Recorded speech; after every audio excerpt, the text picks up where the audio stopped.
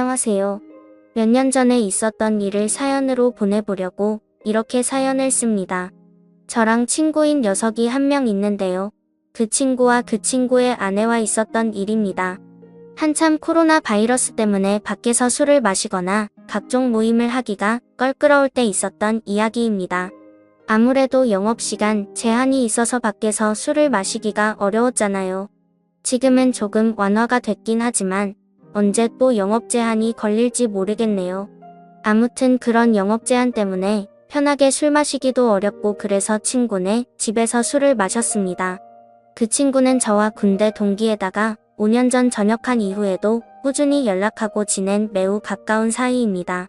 저와 친구는 군대 전역 후에 빨리 취업을 하게 됐고 각자 여자친구가 있어서 빨리 결혼까지 하게 됐네요. 그래서 어린 나이에 집안의 도움을 많이 받아서 빨리 결혼을 할 수 있게 됐고 지금은 나름대로 행복한 가정을 꾸리고 살고 있습니다. 저와 친구가 친한 사이였기 때문에 친구의 아내도 제 아내와 무척 가까웠습니다. 우리는 서로의 집으로 가며 부부 동반 모임을 즐겼지요. 함께 여행도 많이 가고 캠핑도 몇 번 갔습니다. 그렇게 가깝게 지내다 보니 뭘 하더라도 같이 하게 되는 경향이 좀 생기더라고요. 그러던 어느 날 제가 친구 아내에게 느껴서는 안 될 감정을 느끼게 된 계기가 있습니다. 스스로 생각해도 참 한심하고 위험하다는 생각이 드는데 그때는 참으로 모든 게 혼란스러웠습니다. 문제의 발단은 한 달 전 저녁이었습니다. 우리 부부와 친구네 부부가 백화점에서 쇼핑하다가 우연히 서로를 만났고 함께 쇼핑을 하다가 저녁까지 먹게 된 겁니다. 백화점은 해운대 센텀시티에 있는 신세계 백화점이었는데 거기에 음식점이 많이 있거든요. 워낙에 백화점이 크다 보니 쇼핑하는 데에만 엄청난 시간이 걸렸고 발도 아프고 해서 따로 어디 가지 않고 백화점 안에 있는 식당가에서 함께 저녁을 먹으며 여러 대화를 이어갔습니다. 식사를 거의 다 할 때쯤 친구의 아내가 잠시 화장실에 다녀오겠다며 급히 일어서더군요. 그렇게 5분쯤 지났을 때 마침 저도 화장실이 급해 겸사겸사 일어났지요. 밥 다 먹고 운전도 해야 하는데 본격적으로 운전하기 전에 깔끔하게 화장실 다녀오는 게 좋잖아요. 그런데 화장실을 가던 중 통로 앞에 넘어져 있는 친구의 아내를 본 겁니다. 저는 화들짝 놀라서 친구의 아내에게 달려가 왜 그러냐고 물어봤는데 여기 청소를 해서 그런지 바닥이 너무 미끄러워서 넘어졌다고 하더라고요. 근데 다리가 아픈지 끙끙거리면서 제대로 일어서지를 못했습니다. 그래서 발목이 너무 아프다며 일단은 근처의 의자로 친구의 아내를 옮겼습니다. 저는 친구에게 전화해 지금 재수씨가 발목을 삐어서 편한 신발을 신어야 할 것 같다며 차에 가서 편한 슬리퍼 같은 신발 있으면 가져와 달라고 말했고 친구가 올 때까지 일단 응급처치를 해야겠다고 생각했습니다. 발목 쪽을 만져보니 통증을 너무 강하게 느끼길래 일단 신발을 벗자고 말했습니다. 그렇게 친구의 아내 신발을 벗기는데 저도 모르게 시선이 친구 아내의 발과 다리로 향하더군요. 제 아내보다 하얗고 일자로 예쁘게 뻗은 그녀의 다리는 저의 시선을 완전히 사로잡았고 그녀의 예쁜 발이 꼼지락거리는 게 너무 눈에 들어오더군요. 발도 정말 작았습니다. 그 작은 발이 너무나 귀엽더군요. 저는 친구 아내의 다리를 보면서도 안 된다고 생각했으나 자꾸만 몹쓸 눈길에 평정심을 잃었습니다. 아프냐고 물어보는 걸 핑계로 저는 그녀의 발과 다리를 주물럭거렸습니다. 그렇게 발목과는 상관없는 곳을 계속 손으로 주무르다 보니 친구의 아내가 이제 좀 그만 만지면 안 되냐고 하는 겁니다. 그래서 저는 당황하며 그런 게 아니라 혹시나 다른 데가 또 아프지 않을까 해서 그렇다며 말도 안 되는 변명을 늘어놨습니다. 그러자 친구의 아내는 피식 웃으며 예뻐서 그렇게 만지는 거 아니냐며 웃음을 보이더군요. 그 후로 저는 친구의 아내와 어깨동무를 하고 쩔뚝거리며 함께 식당가로 걸음을 옮겼습니다. 가는 도중 분위기가 냉랭한 것이 뭔가 서먹했는데 어느 순간 그녀가 제게 이렇게 발이랑 다리를 주물럭거릴 정도로 예뻤냐고 다음에 술 한번 사줘야겠다면서 기분이 좋다는 걸 표현하더군요. 그러면서 저에게 자신의 휴대폰 번호를 가르쳐준 친구의 아내 얼떨결에 저는 친구 아내의 핸드폰 번호를 땄습니다. 친구는 어떻게 된 일인지 저희에게 물었습니다. 화장실 앞에 청소를 해놔서 그런지 물이 흥건했는데 구두를 신고 있어서 미끄러진 것 같다고 말했습니다. 그렇게 재수씨는 슬리퍼를 신었고 친구는 제게 고맙다는데 순간 그 친구에게 미안하더군요. 저는 친구 사이에 고마운 게 뭐가 있냐며 괜찮다고 했더니 이번 저녁은 자기가 무조건 사겠다고 합니다. 화장실에 다녀온 저는 다시금 후식을 먹기 위해서 숟가락을 들었고 제 아내와 친구 아내와 함께 즐거운 대화를 이어갔습니다. 그날은 술도 빠지지 않았지요. 그렇게 즐겁게 마무리를 하고 집으로 돌아왔습니다. 그 뒤로 3일 정도가 지났을 때 이상하게 자꾸 그녀가 생각나서 결국에는 연락을 해봤습니다. 발은 괜찮냐고 병원 안 가봐도 되겠냐면서 그런 시시콜콜한 문자를 주고받았어요. 각자 배우자도 있는 사람들이 이게 뭐 하는 짓인가 싶겠지만 무언가 서로를 끌려하고 있다는 게 느껴지는 그런 기류가 있었습니다. 그렇게 우리는 일주일 넘게 배우자 모르게 서로의 연락을 은밀히 주고받았습니다. 어쨌건 그렇게 연락을 좀 하는데 친구 아내가 저에게 매우 적극적이라 혼란스러웠습니다. 문자를 몇 번 주고받지도 않았는데 그 뒤로는 요즘에 뭐 하는지 별일 없는지 시간 있으면 술 한잔 하자는 식으로 여러 번 말을 하는 거예요. 그렇게 친구의 아내를 따로 만났습니다. 이렇게 친구의 아내와 밖에서 따로 만나는 건 확실히 바람피는 기분이 들어서 최대한 그런 느낌을 주지 않으려고 노력했습니다.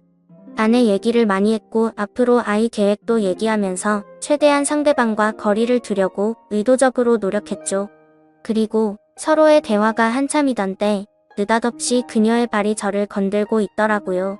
너무 어이가 없고 이 사실이 믿기지 않더군요.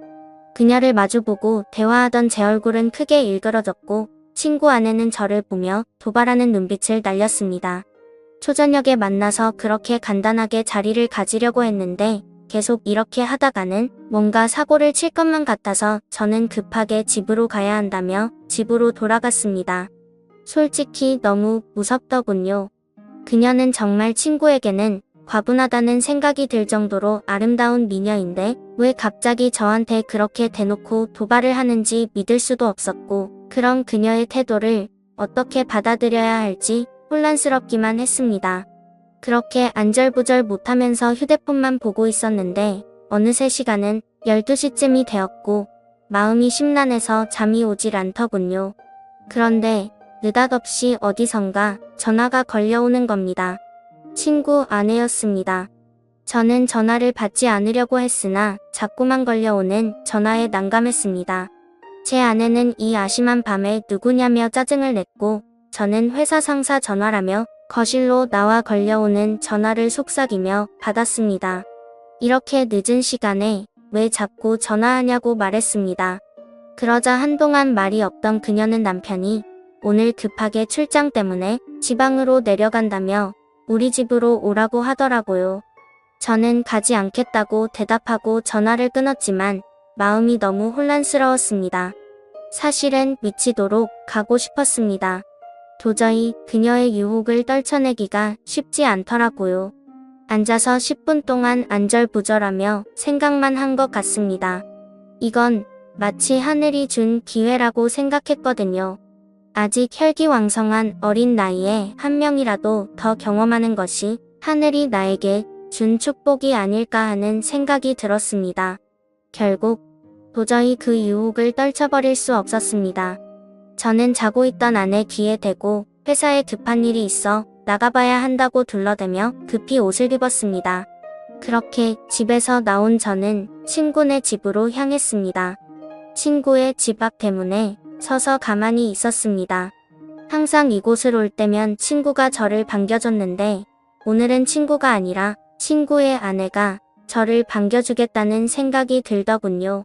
한편으로는 마음이 참 씁쓸했습니다. 그렇게 집으로 들어가 현관을 지나 거실로 들어서니 촛불이 켜져 있었고 와인까지 준비되어 있었습니다. 그 광경을 보고 저는 정말 두근거리더라고요. 친구의 아내 뒷모습을 보고 그 생각이 들더라고요. 이렇게까지 마음먹고 바람을 피려고 하는 저 여자의 정체가 도대체 뭔지 궁금했습니다. 만반의 준비를 하고 친구의 남편을 꼬시는 여자가 정상이라고 생각이 들지 않았거든요. 저는 일단 경계하는 자세로 그녀와 이야기를 이어 나갔습니다. 그녀의 이야기를 들어보니 충격적인 사실을 한 가지 알게 됐습니다. 자기가 지금 이러는 이유는 자신의 남편이 먼저 바람을 폈기 때문이라는데요. 남편은 어느 순간부터 출장을 굉장히 많이 가기 시작했고, 그런 남편이 의심스러워서 남편의 휴대폰을 조금씩 봤다고 하더라고요. 근데 남편의 휴대폰에는 직장 동료와 주고받은 연락이 상당히 많았는데 그 중에 몇 명의 후배와 나눈 연락은 느낌이 많이 달랐다고 합니다. 심지어 한 명의 후배와 바람을 피운 게 아니고 여러 명의 여자와 동시에 바람을 피우고 있었던 겁니다. 그러니까 그렇게 출장을 핑계대며 항상 외박을 했던 것이었어요. 그래서 자기도 바람을 필 생각으로 저에게 도발을 했다고 말하더라고요. 그렇게 그녀의 이야기를 한동안 듣던 저는 와인에 취해 친구 아내와 건너서는 안 될 강을 건너게 되었습니다. 이렇게 아름다운 여자와 함께 있다는 게 정말 꿈만 같은 시간이었습니다. 정말이지 행복하더군요. 한참 시간이 지나고 배가 고프다고 했더니 친구 아내는 찬밥밖에 없다며 배달음식을 시켜주겠다고 했으나 저는 김치가 있다면 그냥 볶아달라고만 했습니다. 음식 투정 부리지 않고 잘 먹는다면서요. 그렇게 저는 친구 아내가 만들어준 볶음밥을 먹는데 음식 솜씨도 얼굴만큼이나 정말 훌륭하더군요. 별거 아닌데도 말이죠. 그날 이후로 그렇게 몇 달이 지나고 여름 휴가를 받게 되는 날이었습니다. 제 친구 녀석은 아니나 다를까 여름 휴가를 받아놓고는 또 장기 출장을 핑계로 누군가와 제주도 여행을 갔더라고요. 그동안 저도 궁금해서 친구에게 이런저런 이야기를 들었는데 저에게 자신의 외도에 대한 이야기를 다 하더라고요. 그래서 저는 이미 친구가 뭘 하는지 확실하게 알고 있으니 마음 편하게 친구의 아내와 만남을 갖기 시작했습니다. 어쨌건 저도 출장이 있다고 제 아내를 속인 채 친구네 집으로 들어갔습니다. 아내도 간만에 친정에 다녀온다더군요. 저는 점심도 먹지 못한 채 친구네 집으로 달려왔고 그곳에서 연인처럼 데이트를 하고 그녀가 차려주는 볶음밥까지 얻어먹었습니다. 남녀 사이는 정말 복잡하고 어려운 것 같습니다. 이제는 뭐가 옳은 일인지 구분도 안 됩니다. 누가 먼저 잘못을 했고 누가 누구한테 상처를 준 것이 더 이상 아무 의미가 없다고나 할까요? 그냥 저는 지금 이 순간을 최선을 다해 즐기려고 마음먹고 있습니다. 지금까지 제 사연을 들어주셔서 감사드립니다.